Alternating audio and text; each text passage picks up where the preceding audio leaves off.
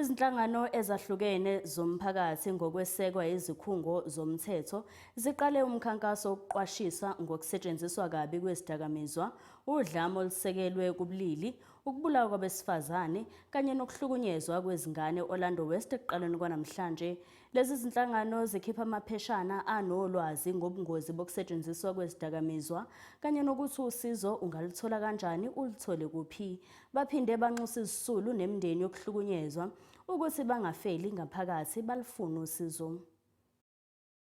Izinhlangano zomphakathi ezahlukene zithathe uhambo lokuqwashisa kabanzi ngobungozi bezidakamizwa kanjalo nokufundisa ngokuhlukunyezwa kwabesifazane nezingane endaweni yase-Orlando West.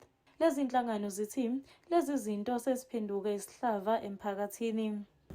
Today i-awareness yama substance abuse ne-child safety yabantwana ukuthi abantwana babe safe estradeni. We are strongly against gender-based violence, especially with everything that is happening in our country. We feel like this is a pandemic and we are treating it as a pandemic. Sithi phambili we go, enough is enough. Killing of our children, enough is enough. Abantwana bethu kuma-drugs. So lezi zinhlangano ziphinde zashaya ikhwelo kwizisulu nakwimindeni ukuba baphumele obala ngalezi zinkinga.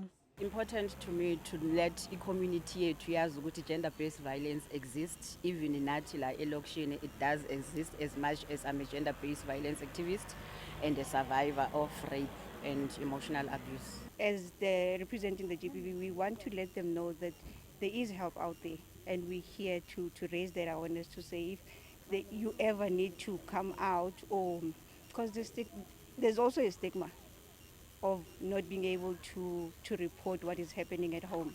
Isihlava sokuhlukunyezwa kwabesifazane nezingane sibe sebalazweni kwelakuleli njengoba izigameko zakhona zilokhu ziqhubeke njalo nokwanda emphakathini.